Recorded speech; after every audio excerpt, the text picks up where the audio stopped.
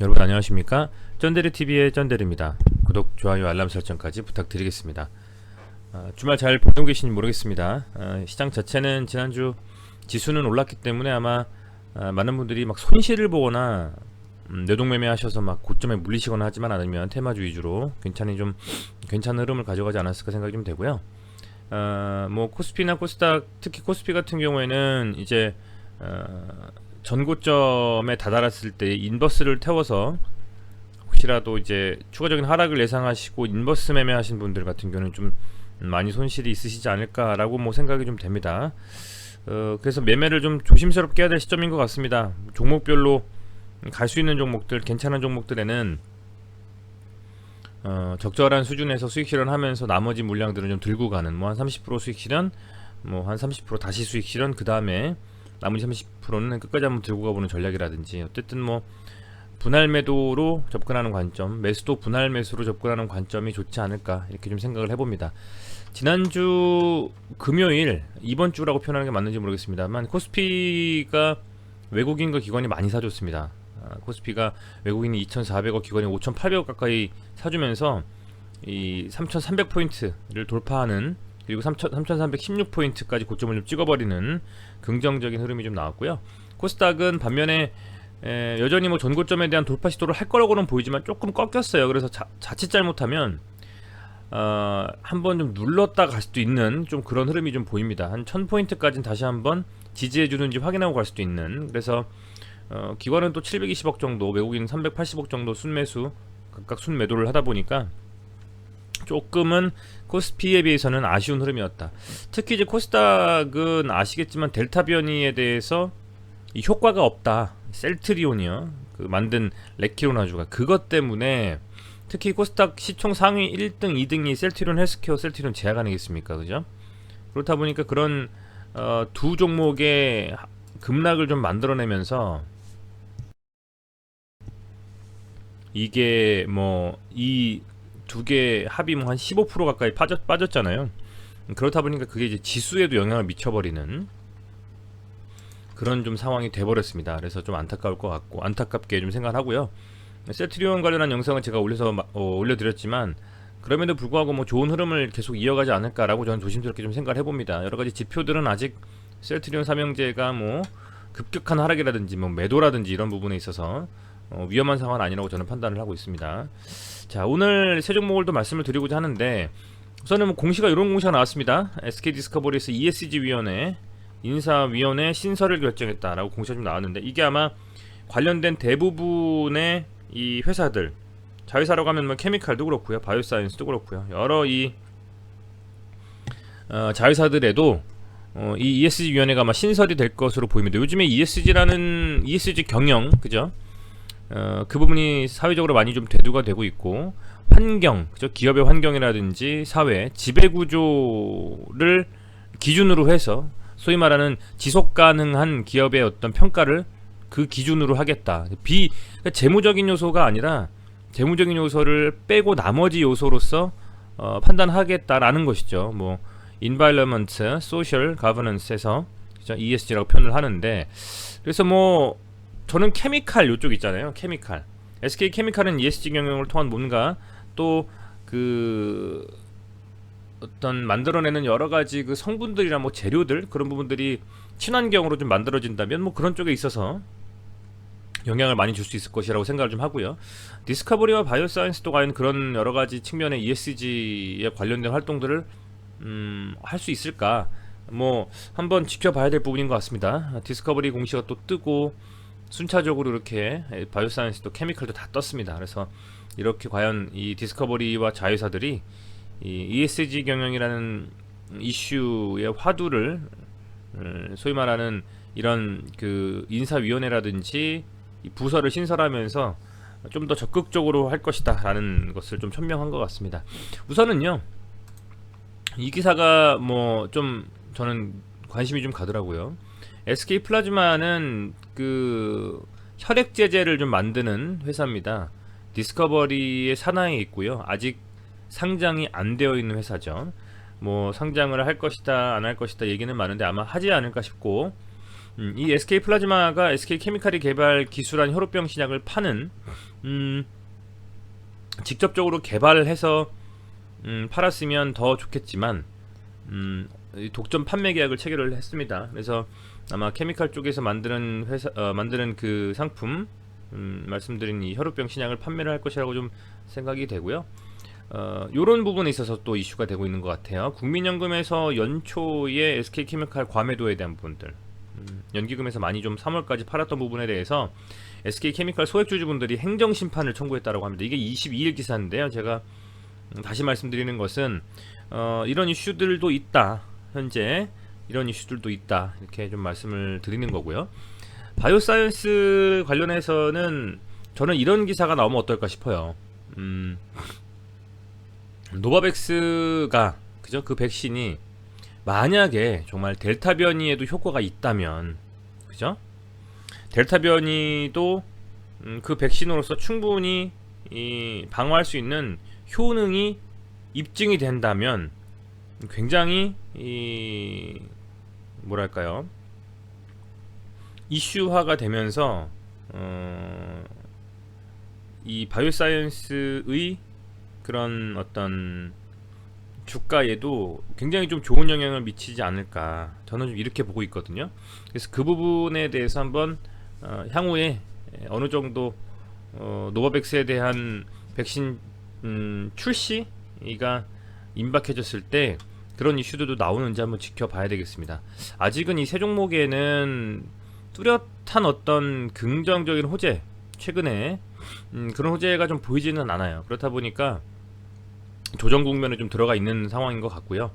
우선은 바이오사이언스의 경우만 보더라도 제가 계속 말씀드리고 있는 이 고점에 대한 돌파가 지금 뭐 나오지를 못하고 있어요. 17만원이라는 제가 이 라인을 좀 잡고 여기를 좀 돌파하는 시도가 나오면 좋겠다라고 말씀을 계속 드리는데, 이 17만원이라는 라인을 돌파를 못하고 있습니다. 한번 시도를 했습니다만 이렇다 할 어떤 이슈 없이 빠져버렸고, 그렇게 된다고 하면 우리는 이렇게 좀 볼 수 있을 것 같아요. 한 세 군데로 나눠보죠.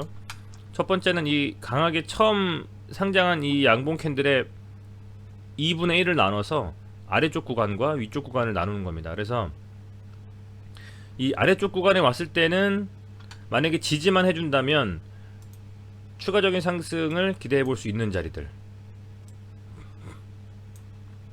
그죠? 그렇게 좀 볼 수가 있을 것 같고, 위쪽 구간에서는 이제 매도를 해야 되는, 소위 말하는 이제 박스권인 거죠. 박스권. 근데 이런 박스권을 이렇게 잡아놓고 우리가 매매를 생각한다면, 여기서 또 여기에 반 정도 나누면 얘가 이제 여기까지 빠졌을 때는, 그죠? 충분히 좀 상승할 수 있는 흐름을 이어갈 수 있다. 반등이 나온다면 이 박스권의 상단 첫 번째, 두 번째까지 1차적인 저항, 2차적인 저항까지 그래도 먹을 수 있는 게 그래도 꽤 되거든요. 상승 폭이. 역시 마찬가지 얘도 이렇게 아예 4등분을 다 나눠놓고 보는 거죠. 여기서 이렇게 박스권을 가다가 돌파하면 여기까지, 여길 돌파하면 또 더 날아갈 수 있겠지만, 그렇게 해서 좀 이 첫 봉에 처음 이렇게 기준이 되는 이 기준봉을 세팅을 하고 여기서 4등분을 나눠서 한번 살펴보는 그런 것들도 중요하실 것 같아요. 바이오사이언스는 지금은 15만원 정도 라인에서 지지 라인을 좀 잡아준 상태고요. 22평선을 아직은 돌파 못하고 있지만, 돌파한다면 뭐 16만원까지 1차적으로, 그것도 돌파한다면 17만원까지 한번 기대해볼 수 있는 그런 흐름이 나올 수가 있겠죠. 큰 그림의 쌍바닥을 만들고 가는 건지 한번 지켜봐야 되겠습니다. 전체적으로는 이렇게 지금 흐름을 저는 개인적으로 가져갔으면 좋겠다라는 좀 생각을 하는데, 한번 보여 계신 분들은 좀 지켜보셔야 될 것 같고, 그럼에도 불구하고 매동을 본다면 이 바이오사이언스의 이 매동을 봤을 때는 최근엔 이제 개인들의 매수세가 좀 뚜렷하죠. 상대적으로는 기관이 좀 계속 매도를 하고 있는데, 그럼에도 연기금은 계속 사고 있습니다. 계속 사고 있고요.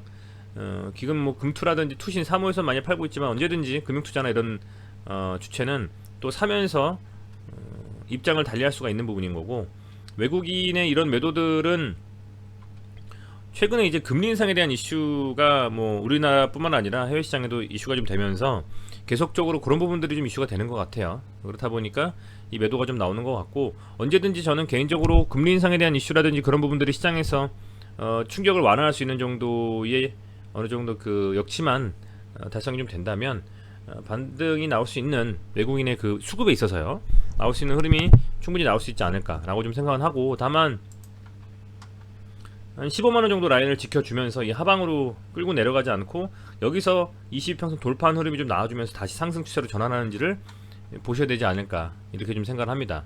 바이오사이언스는 아직도 저는 요 15만원 정도 라인을 지켜주면서 지금 반등을 했기 때문에 요 22평선 돌파하는 월요일날 그런 캔들만 나온다면 다시 16만원 그를 넘어서 브론즈 밴드 상단을 치면서 밀리든 아니면 여길 돌파하면서 17만원까지 가든 한번 시도가 나오지 않을까 생각이 좀 됩니다. 그리고 케미칼은 지난주 금요일에 좀 빠졌습니다. 빠졌는데 지켜줄 자리 22평선에서 조금 밀리면서 빠졌습니다. 뭐 흐름 자체가 워낙 지금 조정을 길게 받고 있습니다만, 그래도 이 정도 구간에서 여러분들 그냥 지켜준다라는 거는 분명히 이 아래 언더로 주가가 밀리지 않게 방어는 하고 있다라는 거예요. 충분히 밀리면 밀릴 수도 있는데 불구하고, 그게 뭐 개인이 됐건 외국인이 됐건 기관이 됐건 뭐 그건 중요하지 않습니다. 그 라인에서 지지 라인을 형성해 줬다라고 하는 게 전 중요하다고 보고 있고요. 수급 자체는 좋지는 않습니다만 그래도 이 케미칼은 기관이 계속 모으고 있는 상황이고, 뿐만 아니라 뭐 바이오사이언스와 케미칼 같은 경우에는 기관 동일하게 연기금이 좀 방어해주면서 계속 나가고 있기 때문에 사실은 이슈가 좀 붙어줘야 되는데 좀 그런 이슈가 마땅히 나오지가 않고 있고 재미없는 흐름이다라고 사실은 말씀드릴 수가 있을 것 같습니다. 다만 만약에 진짜 밀어서 이 주가를 갖다가 쭉 밀어버리고 빼버리려면 이 갭으로 지금 뜬 여기까지도 밀어버릴 수 있는 구간이에요, 사실은. 그런데 지금 이 한 근 3개월간 이 라인에서는 정확하게 지지를 좀 받아주면서 움직이고 있기 때문에 개인적으로는 좋은 이슈가 좀 나와주길 바랍니다. 그렇게 이슈가 나와주면서 수급이 붙어서 지난번에 좀 강한 상승들을 다시 볼 수 있도록 그런 흐름이 좀 나와줬으면 좋겠다라는 좀 생각을 하게 되네요. 자, 그리고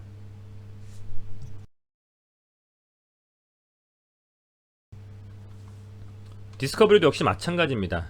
디스커버리도 요 정도 구간이라고 보면 될 것 같습니다. 요 구간에서 조정을 계속 받고 있고요.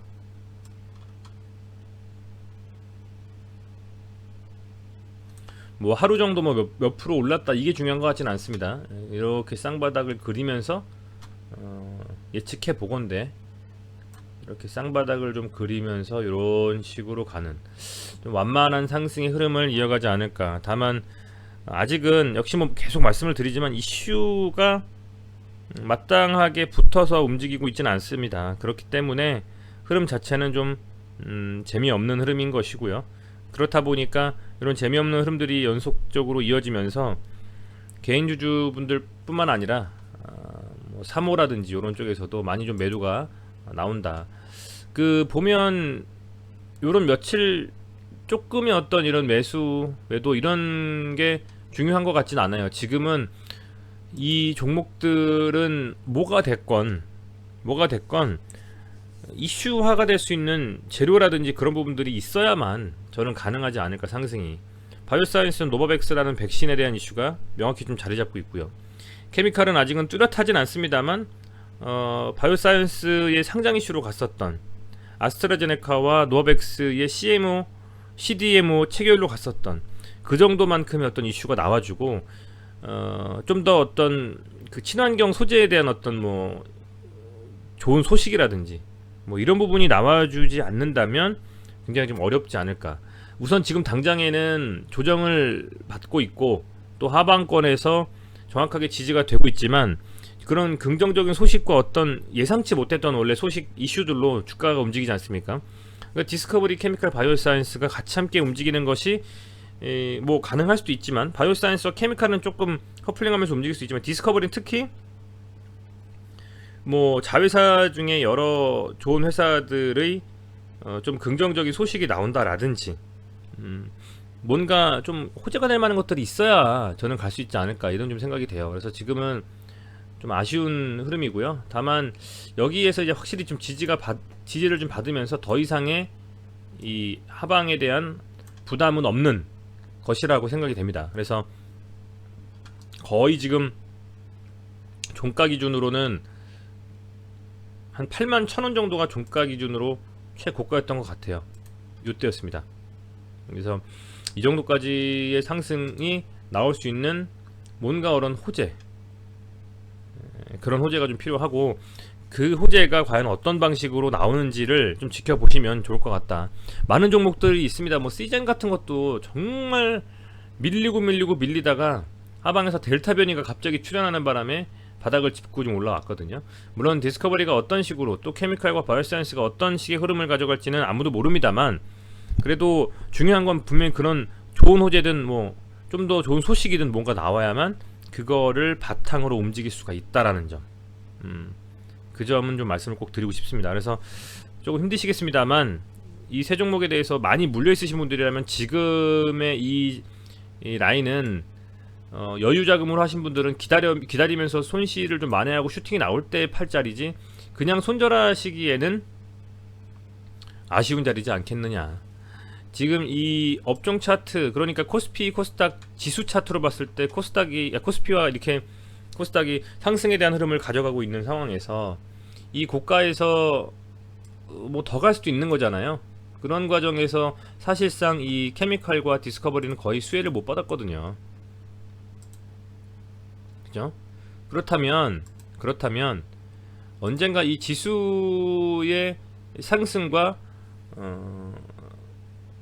함께 움직이는 그런 예측할 수 없는 어떤 뭐 테마라든지 그런 게 붙으면서 갈 가능성도 있고, 어떤 뭐 소식이나 실적이나 여러 가지가 붙으면서 갈 수 있기 때문에 이제 그런 부분들을 조금은 좀 기다리면서 가야 되지 않을까. 이 케미칼과 디스커버리를 보유하고 계시고 긍정적으로 생각하고 계신 구독자 분들이라면 저는 그렇게 좀 말씀을 좀 드리겠습니다. 그리고 이슈가 매일 나오지 않기 때문에 특이사항이 좀 있을 때 영상을 좀 올려드리다 보니까 아마도 좀 궁금하신 분들은 매일매일 영상을 좀 보고 싶으신가 봐요. 제가 그래서 그런 부분들도 감안을 해서 되도록이면 그렇게 영상을 좀 열심히 좀 찍어서 올릴 수 있도록 해보겠습니다.